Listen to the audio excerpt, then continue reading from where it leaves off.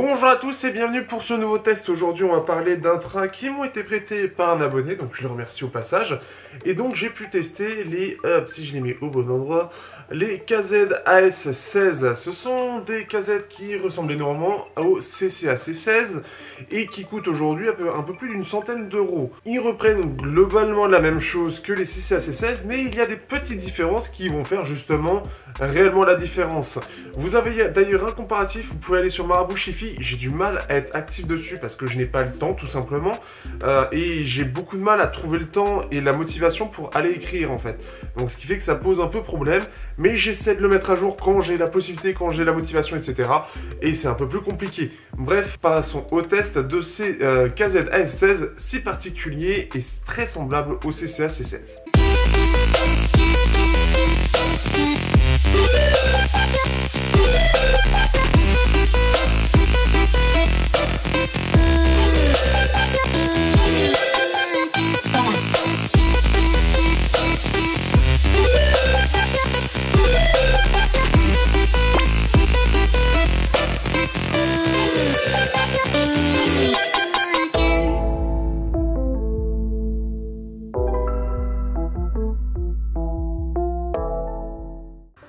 Au niveau du design, que peut-on en penser?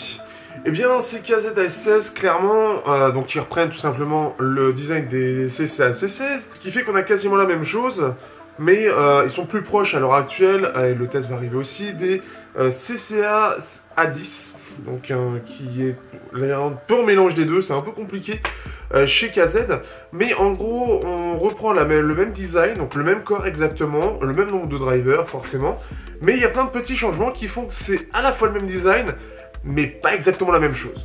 En gros, déjà sur la façade en métal, au lieu de prendre en fait l'espèce de courbure pour faire des vagues, donc la courbure, justement la grande courbure, ici ils prennent justement le coin, donc pour faire un côté un peu plus, on va dire, aile de requin. Et alors bon, je vais être honnête, j'aime pas du tout ce design. Je trouve que ça manque d'élégance, là où pour justement les C16, je trouvais que ça avait un côté élégant, un petit côté joli.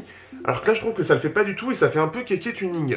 D'ailleurs, on a la notion left qui est avec ce côté un peu KZ où toujours on a une belle écriture, etc. Mais pareil, je trouve que ça fait moins élégant au final que les C16, que je vais ressortir pour avoir ma petite comparaison. Si vous voulez une comparaison complète, n'hésitez pas à regarder encore une fois le site qui parle aussi du design. Donc ça, c'est une première chose, et ce qui fait que, clairement, en tout cas, je préfère le design un peu plus élégant des C16 par rapport au S16, qui, je trouve que ça fait plus petit déjà, parce que il y a aussi autre chose, c'est que les deux sont imposants, on est sur la même base. Et donc, les différences qu'il y a, on va parler du design, on a un côté transparent, donc là, clairement, on n'a pas besoin de les démonter, comme certains avaient fait sur Edfi, pour pouvoir admirer le design. Vous l'avez en transparent, donc vous pouvez voir la cavité en plastique qui accueille tous les drivers, vous pouvez voir tous les drivers, clairement, mais tous sont visibles, et donc avec l'agencement, et c'est assez impressionnant, parce qu'au final, il reste très peu de place. Donc on peut voir vraiment l'agencement très carré des drivers, le peu de place qui reste, on peut voir... à l'endroit où il y a écrit AS16 en transparent, enfin sur la partie transparente là où il y a écrit AS16, on peut voir même la carte mère, on peut voir tout le câblage qui est assez serré dans tout ça. Et en plus de ça, donc ils ont ajouté une connectique 2 pins type C. Alors c'est pas de l'USB type C, c'est le 2 pins type C, donc le côté où ça ressort, là où sur le C16 c'est à l'intérieur. Donc c'est quelque chose qui est en train de se généraliser. Ce qui en ressort aussi, c'est que... alors on a un côté au niveau du corps, quand on regarde sur la base du corps, un côté un peu plus grossier du côté des C16, puisque la façade est assez épaisse par rapport au corps. Ici, sur les C16, ils ont travaillé autrement, puisque là, en fait, c'est vers l'intérieur que ça continue. Donc ce qui fait qu'on a une toute petite face. Donc ça donne un corps un peu plus gros, mais ça fait un peu plus raffiné, entre guillemets. Mais globalement, il fait quand même plus gros. En tout cas, c'est vraiment cette sensation qu'on a, et je pense que justement, c'est peut-être cette petite illusion d'optique sur les vagues qui donne cette impression-là, qu'on n'a pas du tout sur les AS16. L'autre chose qui change aussi, c'est sur la partie, ici, on a droit à une petite partie métallique pour, justement, le mettre dans l'oreille. Et donc, ce qu'il y a de bien, on a le côté en métal. On a, donc ça tient un petit peu mieux pour les embouts, même si j'ai jamais eu de soucis. Et ça a été un petit peu, au niveau de l'angle, ça a été un petit peu remis. Donc pour certains, ils ont trouvé que c'était mieux pour le mettre dans l'oreille. Donc ça, c'est une bonne chose. Et d'ailleurs, on a droit à la petite grille de protection qui fait penser un peu une jante. Je ne saurais pas le décrire autrement. Mais on a plus ce système assez simple, soit de grillage, soit de trous. C'est clairement un peu plus recherché avec des grands trous, des petits trous, un trou central. Ils ont cherché un petit peu là où c'est juste une grille en plastique, par exemple sur les C16. Ça a l'air tout bête, mais en tout cas, ça donne un effet un petit peu plus premium qu'on n'en a pas sur le C16. Mais sur le C16, on a le côté un peu plus unibody. Et le fait de rien voir est toujours... J'aime bien le côté transparent, mais pour le coup, je préfère le design des C16. Au niveau du confort, on est sur quelque chose qui est totalement pareil au final, en tout cas pour moi, qui suis pas très exigeant de ce point de vue-là. On est sur exactement la même chose et le même problème que ce que l'on a sur les C16. C'est-à-dire qu'ils sont imposants. Ils sont très imposants. Alors, je vais vous montrer. Donc, ils sont très imposants parce que, en fait, le truc, c'est que comme on a tous ces drivers, forcément, ils sont imposants, ils sont lourds, parce qu'il y a beaucoup de drivers, et c'est pas des drivers les plus légers au monde, hein. On est encore une fois sur une gamme assez entrée de gamme dans le monde de l'audio.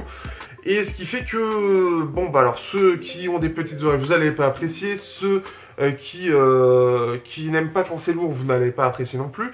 Et il y a une dernière chose qui n'a pas été réglée, je trouve ça problématique, c'est la pression dans l'oreille. C'est quelque chose que j'avais remarqué avec les C16 et surtout un peu après le test.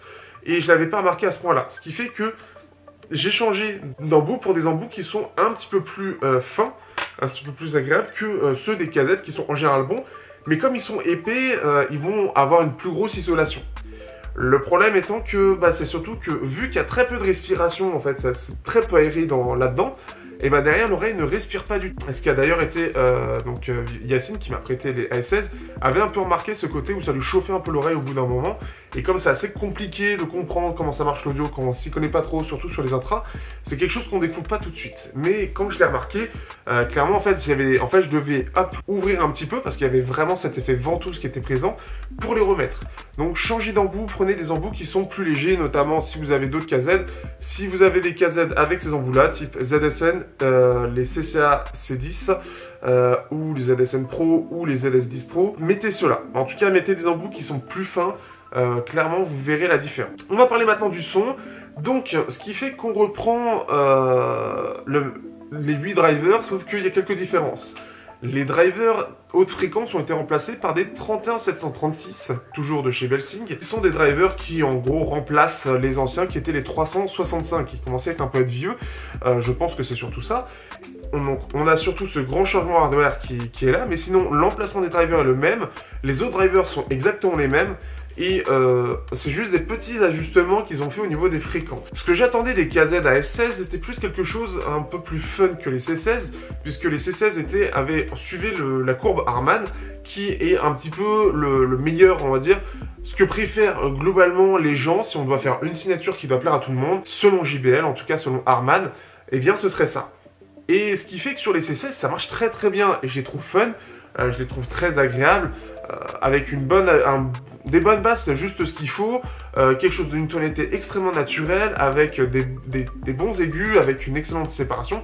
Bref, ça c'est génial. Ce qui change radicalement sur ces KZ-AS16, c'est justement sa signature, où il y a plein de petites modifications qui est notée dans le côté marketing de KZ, avec on a ajusté, on a reculé de 500 MHz pour ça, et ceci et cela, et ce qui fait que j'apprécie pas.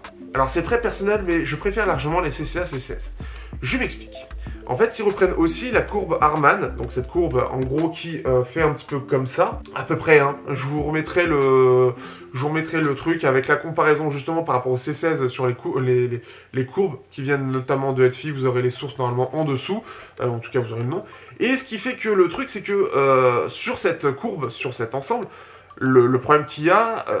c'est que les petits changements qu'ils font, c'est de ressortir un peu les aigus, et donc garder à peu près la même chose pour les basses, mais comme il les décale un petit peu, on a un peu moins de sous-basse, premièrement. Ensuite, on va avoir la basse qui est exactement la même chose en soi, et on va voir donc les aigus qui ressortent légèrement. Mais comme vous pouvez voir déjà dans la courbe, c'est très léger. Ça reste du détail entre les deux intras. Mais ces détails, quand vous cherchez dans les détails entre ces deux intras, ça fait la différence. La différence que j'ai remarquée, et pour ça que je préfère les CCA C16, c'est qu'avec ces petites modifications qu'ils ont fait, donc on a des aigus qui ressortent, donc on a un côté un peu plus brillant, donc forcément ça va porter un poil plus de détails, même si dans la réalité je trouve que ça en apporte pas réellement, je trouve que pour moi c'est vraiment équivalent. On va avoir globalement une signature qui est plus brillante forcément, puisqu'on ajoute un peu plus d'aigus, donc dans l'ensemble ça va ajouter un petit peu plus de brillance, et forcément le fait de ressortir quelques mégahertz par ici, même si vous bougez pas cette partie là, si vous la ressortez pas un petit peu pour avoir quelque chose de plus dynamique par exemple, eh bien vous avez quelque chose qui vous allez avoir des basses qui vont être un petit peu plus neutres, on va dire. Ce qui fait que, justement, et sur les quelques morceaux que j'ai écouté ça, alors la bonne chose, avant d'aborder les mauvais points, on va dire, qu'est-ce que j'apprécie toujours? J'apprécie toujours la séparation des instruments qui est absolument indécente pour moi et pour beaucoup, parce que c'est extrêmement bien maîtrisé et la séparation des instruments est vraiment tellement claire qu'il n'y a pas besoin du tout de forcer. C'est encore une fois l'un des meilleurs intras que j'ai encore à l'heure actuelle, même si j'en ai pas beaucoup dans cette gamme de prix-là. Et en comparaison, il n'y a que les Yinyu Topaz qui arrivent vraiment à faire la différence, mais sinon, c'est les seuls de tout ce que j'ai sur moi avec une telle séparation. Donc ça, c'est déjà excellent. On a aussi, donc, qui dit séparation, on a aussi toujours la scène qui est extrêmement précise, où on peut mettre chaque instrument, on sait exactement où est-ce qu'il est. Donc ça, c'est aussi le côté très très agréable. Et comme on a un peu moins de sous-basse, etc., on a un côté plus sec, donc chaque instrument va avoir vraiment une position précise dans sa manière de s'exprimer, mais ça va être un peu plus sec. Ça, c'est la petite différence par rapport au C16. Donc ça, c'est vraiment les énormes points. On a une tonalité qui est très naturelle, qui est très agréable. La chose qui, pour moi, est un peu dommage, c'est que c'est un style... Les A16, les petites modifications, moi j'en attendais à quelque chose de plus fun que les C16. En fait, on en a quelque chose qui est un peu moins fun. Comme je l'ai dit, comme ils mettent un petit peu plus d'aigus et que ça change rien quasiment pour les basses, en tout cas ils ont modifié un petit peu, ce qui fait qu'il y a moins de sous-basses, ils sont moins fun, ils sont moins musicales, ils sont moins engageants. Et ce qui fait que, je dis beaucoup de ce qui fait que. Je me répète et je suis désolé, mais en gros on se retrouve à plus écouter la musique, on a un côté un peu plus analytique de la musique, dans le sens où on va plus l'écouter que s'amuser avec. Sur les C16, on va avoir ce côté à la fois analytique parce que c'est tellement précis, tellement détaillé, etc. que c'est un truc de fou.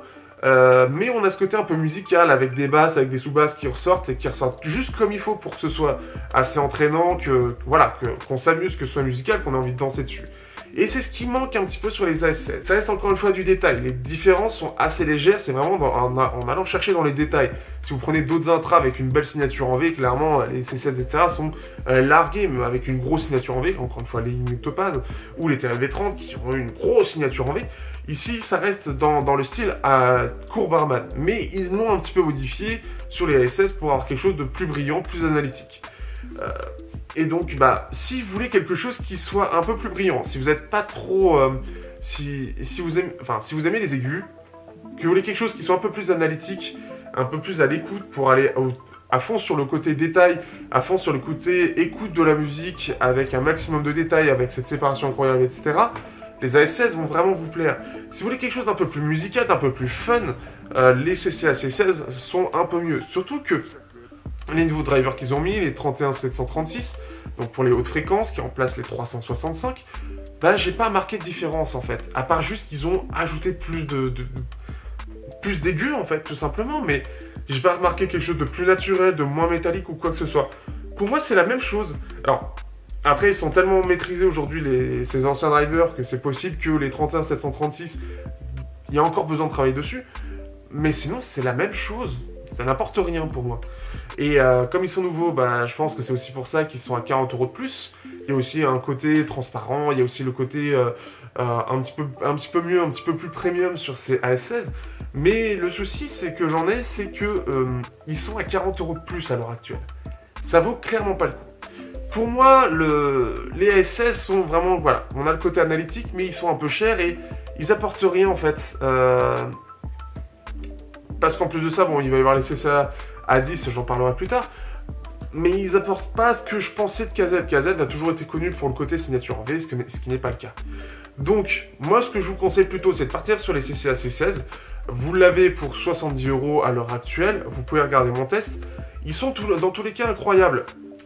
Encore une fois, prenez aussi des embouts assez légers pour pas être embêté. Donc ça, c'est le truc qui est vraiment sympathique. Il y a aussi une chose que j'ai oublié de dire, c'est aussi l'isolation qui est excellente sur ceux-là. Donc ce qui fait que vous serez aussi, dans tous les cas, CCA C16 ou AS16 comblés. Mais les AS16 sont vraiment trop proches pour moi des C16 pour réellement se démarquer. Et les modifications qui ont été faites sur la signature me plaisent pas réellement. Et en fait, on perd un peu en côté fun, ce qui était bien sur les C16. Et on n'a pas ce côté plus... on gagne pas en termes de qualité en fait. Sur la qualité de l'audio, on ne gagne pas. Ils ont pas... Et encore une fois, ce qu'ils auraient dû régler, c'est ce côté pression dans l'oreille qui n'a pas du tout été réglé. Et je trouve ça aussi dommage. Donc c'est des choses qui sont encore à retravailler. Encore une fois, les ASS sont clairement pas mauvais pour le prix.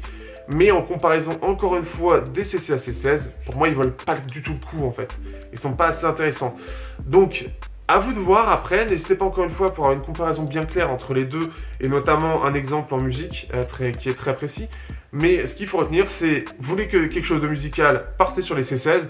Quelque chose d'un peu plus analytique, partez sur les AS16. Et puis voilà, c'est très simple. Après, c'est très similaire dans les deux cas. Donc c'est aussi ça, c'est qu'ils sont similaires. Vous mettez juste un décibel en plus sur les C16, vous avez la même chose. C'est pareil, c'est trop léger.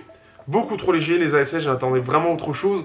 La signature est beaucoup trop proche pour avoir un intérêt. Bref, j'espère que vous aurez apprécié ce test. Merci à mon abonné Yacine qui a pu me les prêter. D'ailleurs, c'est ses premiers intra KZ. Lui, il a regardé les AS10, il a pris les AS16, il s'est fait plaisir.